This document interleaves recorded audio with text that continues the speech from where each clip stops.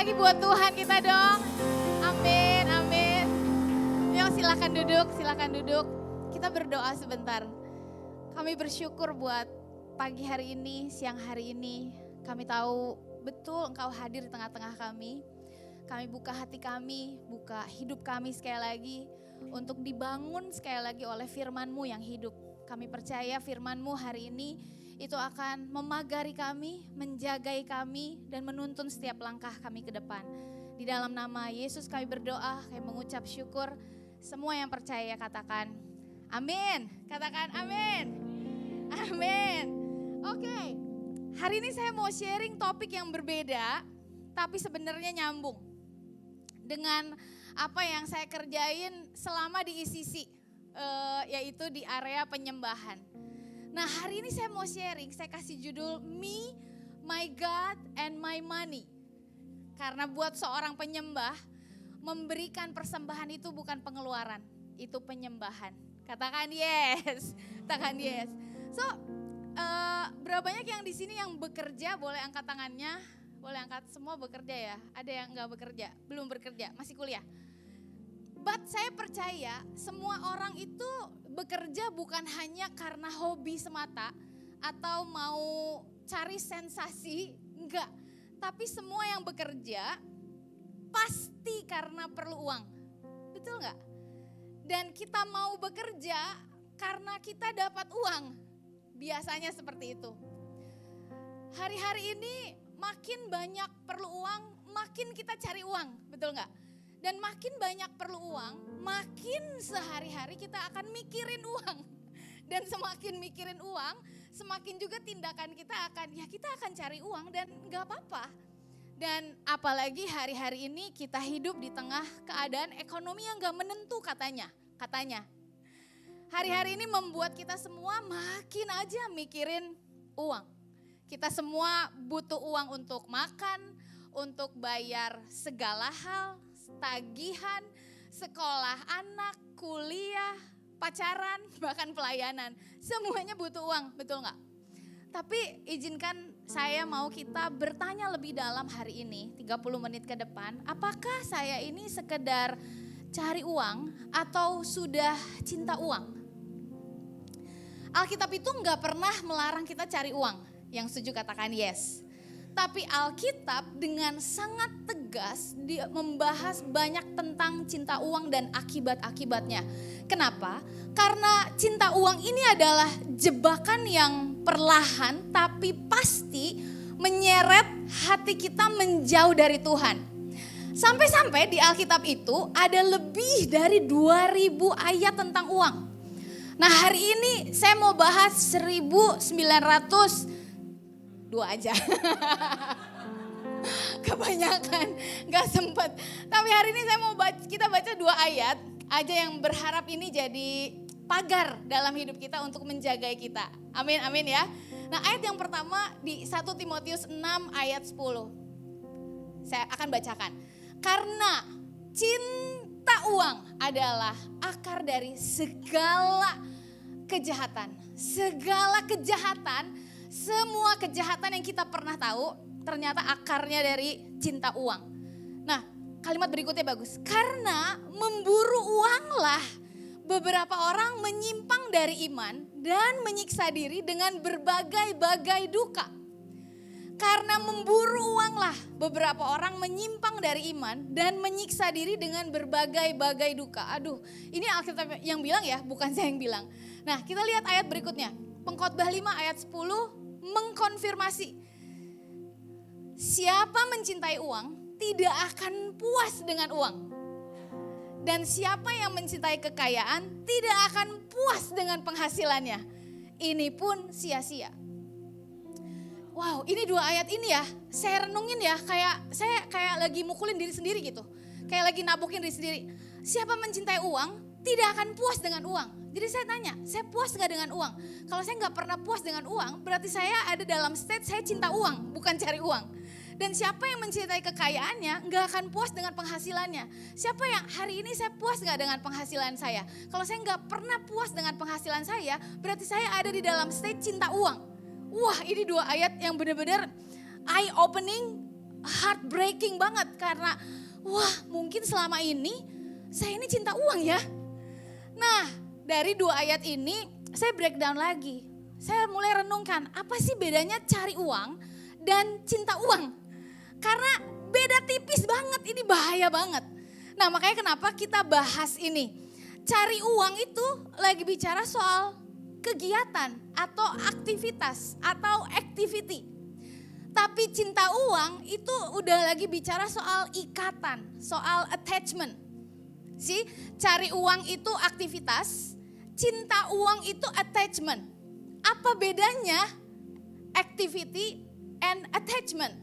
Kalau aktivitas itu ada batasnya, ada jamnya. Kita bisa berhenti saat semuanya cukup berhenti. Tapi cinta uang, tapi attachment itu gak pernah berhenti. Gak pernah puas. Bahkan gini, kalau activity mencari uang, itu kita didorong oleh motivasi, saya punya tanggung jawab. Sebagai kepala keluarga, mungkin sebagai sebagai orang tua.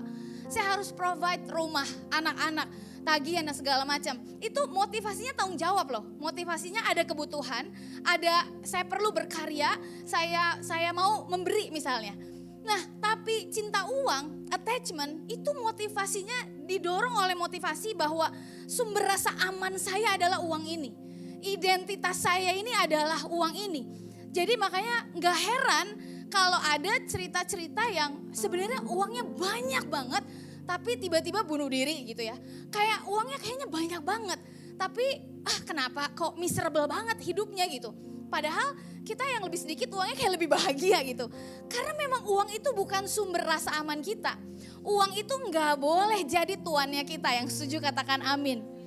Nah dari 2 ayat tadi, dari perbedaan tadi, saya bilang sama Tuhan, Tuhan saya gak mau mencintai uang, saya mau cinta Tuhan. Nah makanya saya mau bilang gini, siapa mencintai uang gak akan pernah dipuaskan oleh uang. Tapi siapa mencintai Tuhan akan dipuaskan oleh Tuhan. Katakan amin. Siapa mencintai uang, bukan cari uang ya, cari uang boleh.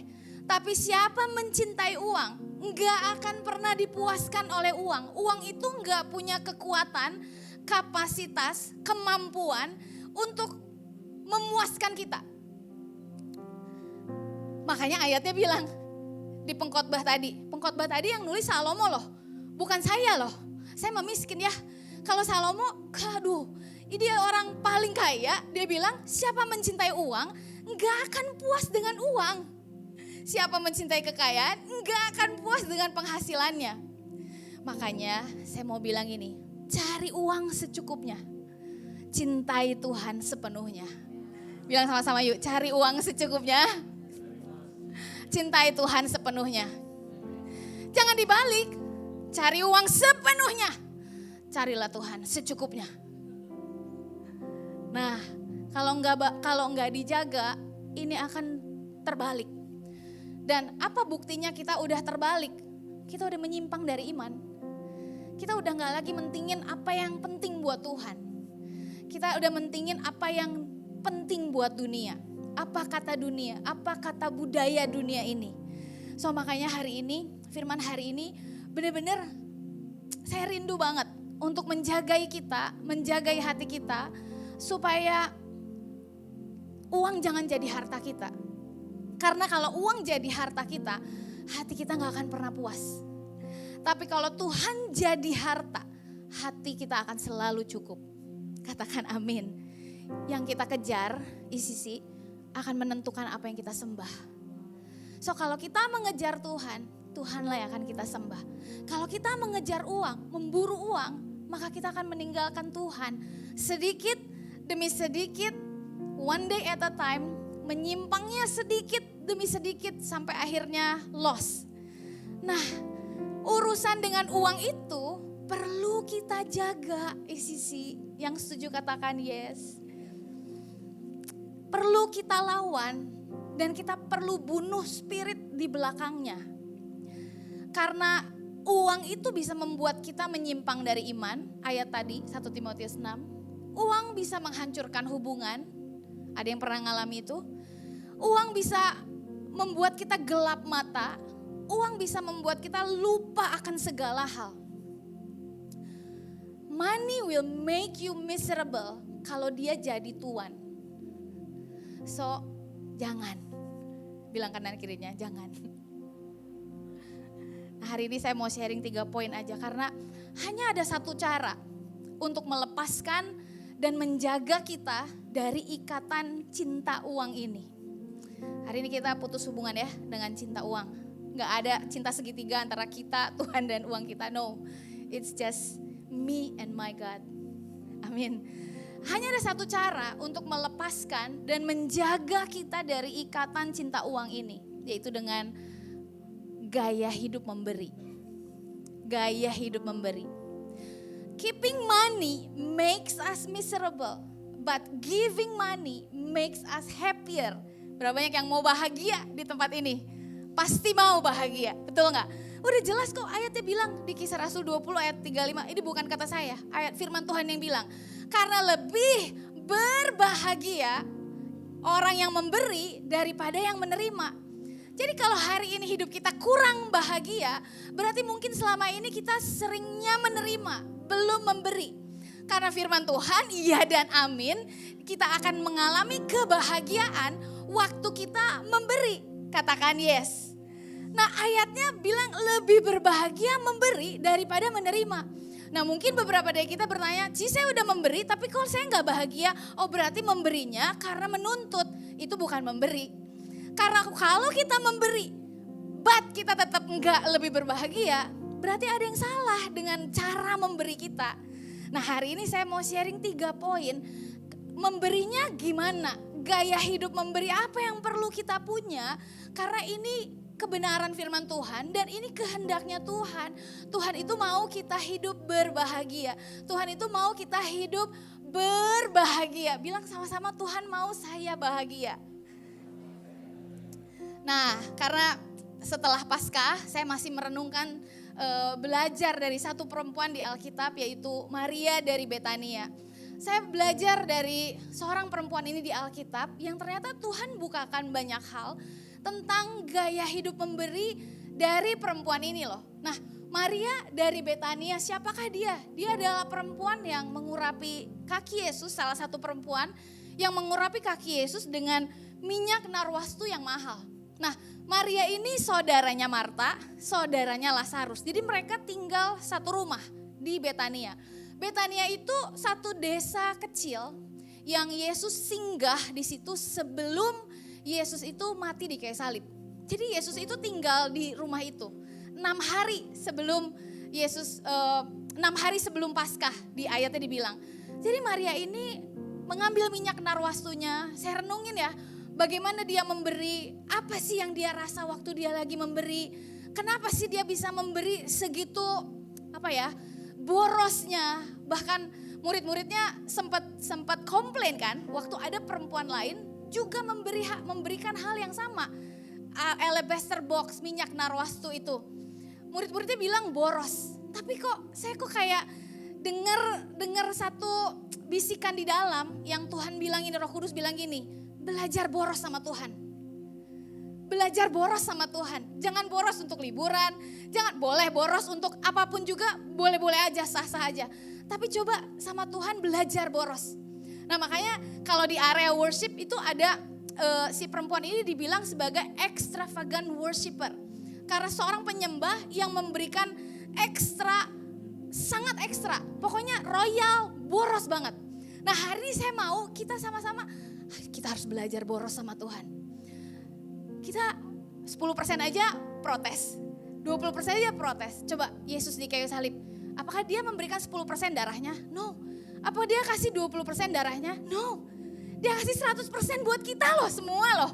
Katakan yes. So Maria dari Betania ini, dia mengurapi kaki Yesus yang menuntun kita kepada poin yang pertama. Apa sih gaya hidup memberi yang kayak gimana yang harus kita punya, yang harus kita bangun setiap hari. Namanya gaya hidup, berarti memang gaya hidupnya itu memberi. Gaya banget gak sih? Memberi. Gaya hidupnya memberi, hidup yang gaya adalah memberi. Katakan amin. Iya dong, gaya banget memberinya banyak banget, bener gak? Gaya hidupnya memberi. Nah, yang pertama, kita harus punya gaya hidup memberi. Yang pertama, memberi dengan sukacita. Bilang sama-sama sukacita.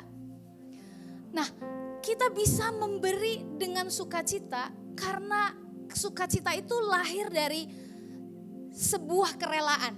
Satu kerelaan dan bukan kewajiban. Nah, Maria memberi hari itu, Yesus datang ke rumahnya dan Maria mengambil minyak narwastu itu bukan karena terpaksa. Gak ada planning, gak ada yang suruh, gak ada rundown, gak ada tekanan hari itu. Dia gak lagi di mimbar persembahan atau dia gak lagi ikut campaign janji iman, no. Dia datang, Yesus datang, and then dia membuka botol narwastu mahal itu yang gosipnya katanya harga dari minyak narwastu ini sebenarnya 1 tahun gajinya mereka. Dan mereka itu ingat tinggal di desa loh, bukan di kota. Mereka tinggal di desa yang namanya Betania. Dan dia memberikan dengan penuh sukacita. Maria tahu betul narwastu itu mahal, bisa dijual, bisa disimpan. Tapi bagi dia Yesus lebih mahal. Waktu dia menuangkannya ke kaki Yesus, itu bukan pengorbanan dengan wajah berat. Itu bukan pengorbanan, itu perayaan. Itu bukan pengorbanan, itu penyembahan. Saya bilang lagi, itu bukan pengeluaran, itu penyembahannya dia buat Tuhan. Dia gak lagi sedang kehilangan harta. Dia sedang menyatakan siapa harta sejatinya. Yang adalah Yesus. Waktu kita memberi dengan sukacita, dengan rela hati. Karena kita mau memberikan untuk orang yang kita sayang, yang kita kasihi. Kita nggak lagi sedang kehilangan harta kita. Kita nggak sedang kehilangan uang kita. Kita sedang mendeklarasikan, who is my God? Who is my treasure? That my treasure is Jesus himself. Makanya ada ayat bilang gini, 2 Korintus 9 ayat 7. Hendaklah masing-masing memberikan menurut kerelaan hatinya. Jangan dengan sedih hati atau karena paksaan. Sebab Allah mengasihi orang yang memberi dengan, bilang dengan keras, sukacita. So, firman Tuhan bilang kita harus memberi menurut kerelaan. Rela hatinya tuh tergerak gitu. Kayak, aduh ini tuh pribadi yang saya mau kasih lah semua, saya mau kasihnya dengan sukacita. Saya seneng banget. Apalagi yang saya bisa kasih Tuhan. Apalagi saya bisa kasih untuk orang yang kita kasihi, yang tahu betul bahwa dia mengasihi kita udah gila-gilaan. Kita akan selalu punya willingness di hati. Apalagi yang saya bisa kasih buat Tuhan. 10% saya mau kasih lebih. Saya mau kasih semua bahkan buat Tuhan. Dan memberinya dengan sukacita, bukan dengan paksaan. Amin. So memberi kepada Tuhan, saya mau ulang-ulang lagi. Memberi kepada Tuhan itu bukan pengeluaran, itu penyembahan. Yuk kita baca sama-sama yuk. Memberi kepada Tuhan bukan pengeluaran, itu penyembahan. 1, 2, 3. Amin. Poin yang kedua, memberi dengan iman. Memberi dengan iman. Tahu nggak bahwa semua pertumbuhan kita, semua hal yang terjadi dalam hidup kita hari ini itu bisa terhimpit karena satu hal, yaitu kekhawatiran. Ya. Nah, memberi dengan iman itu sedang melawan kekhawatiran, anxiety. Nah, Maria tahu bahwa Yesus tinggal di bumi, tinggal sedikit lagi hari itu. Apa yang dia berikan sangat mahal, mahal banget itu.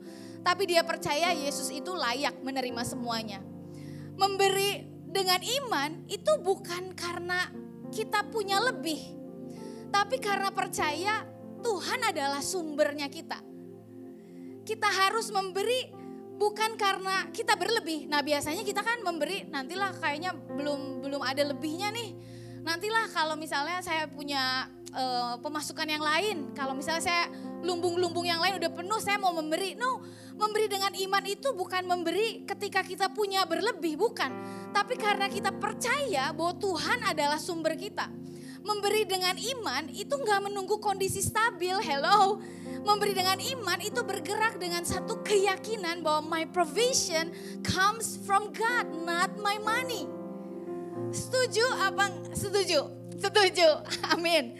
Nah, firman Tuhannya saya mau bacakan 2 Korintus 9 ayat 8. Dan Allah sanggup melimpahkan segala kasih karunia kepada kamu supaya kamu senantiasa berkecukupan di dalam segala sesuatu dan malah berkelebihan di dalam pelbagai kebajikan. Jadi Tuhan itu udah sangat rindu, bukan hanya rindu, tapi Tuhan itu sanggup melimpahkan segala kasih karunia supaya kita senantiasa, artinya in every season, apapun musimnya, Tuhan itu sanggup melimpahkan kasih karunia-Nya yang membuat kita senantiasa selalu berkecukupan di dalam segala sesuatu dan malah berkelebihan di dalam pelbagai kebajikan. Waduh, ini Tuhan yang kita sembah loh.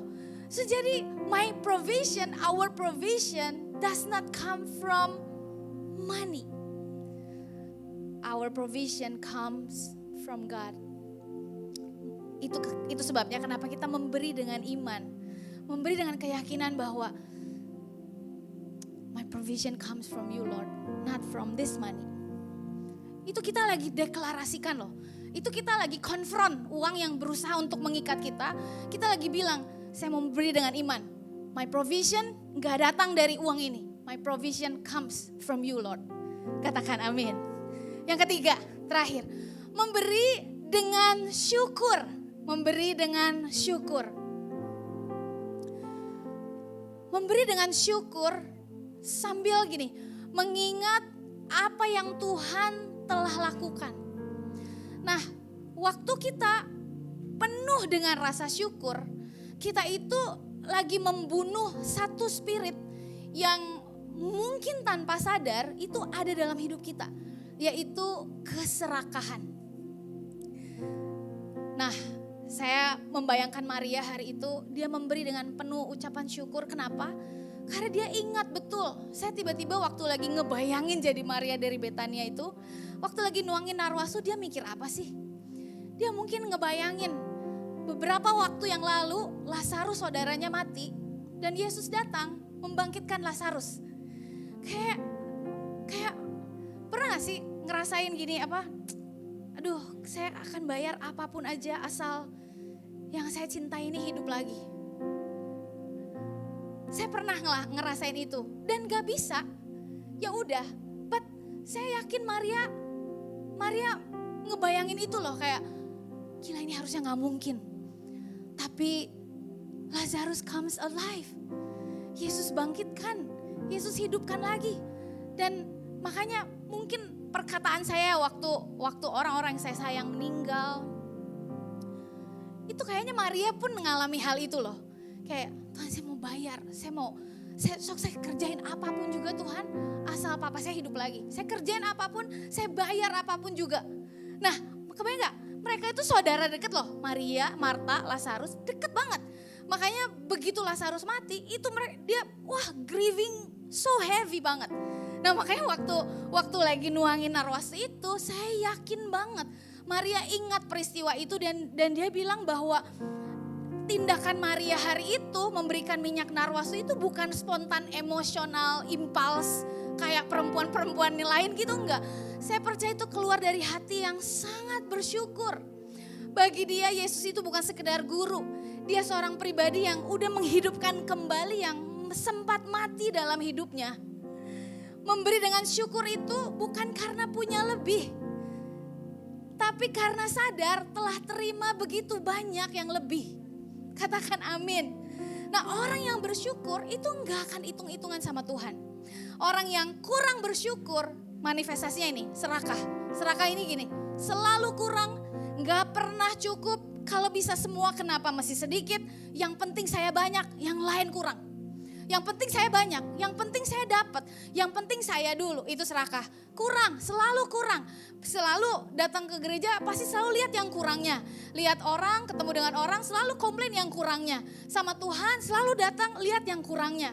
Itu manifestasi orang yang serakah tuh. Tapi orang yang penuh dengan ucapan syukur, dia akan memberi bukan karena dia punya lebih, bukan. Mungkin Maria hanya punya itu satu-satunya. Sama dengan kita, hari ini mungkin kita hanya punya segini-segininya. Tapi kalau kita memberi dengan syukur, hati kita penuh dengan ucapan syukur. Aduh, kita itu bakal memberi bukan karena kita punya lebih. Kita memberi karena kita sadar, kita udah terima begitu banyak dari Tuhan. Dan itu yang membuat kita, memampukan kita bisa berkata, cukup. Buat saya cukup, saya mau kasih ini yang lain. Buat saya cukup, saya mau kasih buat yang lain. Katakan amin. Katakan amin. So, ICC, saya rindu banget kita punya gaya hidup memberi ini. Dalam segala musim. Memberi dengan sukacita, memberi dengan iman, memberi dengan syukur. Itu harus kita punya. As a close, saya cuma mau bilang bahwa yuk kita punya gaya hidup memberi ini. Yuk kita kalahkan, kita harus menang dari ikatan cinta uang ini. Yang mungkin kita gak sadar. Kita harus menang. Dan kita harus setelah menang, kita harus jaga terus hidup kita supaya kita gak terikat dengan ikatan uang ini. Nah caranya hanya satu cara. Dengan membangun gaya hidup memberi. Orang yang memberi sukacita lagi berkata, I love you Lord. Orang yang memberi dengan iman lagi berkata, I trust you Lord. Orang yang memberi dengan syukur sedang berkata, thank you Lord. Katakan amin. So mari memberi, gaya hidup memberi ya. Dengan sukacita, dengan iman, dengan syukur. Dan 3 hal ini mari kita lakukan secara konsisten. Atau setia, terus menerus, enggak musiman. Waduh, di Alkitab itu banyak banget cerita tentang orang-orang yang memberi di musim kelaparan, di musim kekeringan.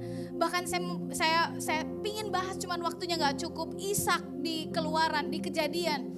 Dia mengalami musim kelaparan, tapi Ishak memutuskan untuk menabur di musim kekeringan itu. Nah ayat berikutnya, saya akan buka, ayat berikutnya pasti yang kita suka. Dan orang itu bertambah kaya dan semakin kaya dan menjadi sangat kaya. Waduh itu pasti kita pingin tuh, menjadi kaya, bertambah kaya dan menjadi sangat kaya. Kita pengen itunya. Tapi tahu gak Ishak, kenapa Tuhan bisa percayakan kekayaan buat dia? Karena dia menabur di segala musim. Dia gak menabur di masa berlebih. Dia gak menabur di masa kesenangan. Dia bahkan menabur di masa kelaparan. Katakan wow. Wow. So hari ini putuskan hubungan cinta kita dengan uang. By giving and giving and giving dalam segala musim. Memberi itu bukan karena keadaan. Memberi itu kesempatan. Memberi itu bukan supaya dapat berkat, bukan. Memberi itu adalah berkat.